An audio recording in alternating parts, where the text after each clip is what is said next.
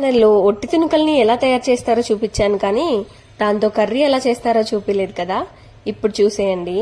మటన్ని మంచిగా బాయిల్ చేసుకొని అందులో వాటర్ అంతా వంపేసి పక్కన పెట్టుకున్నాను.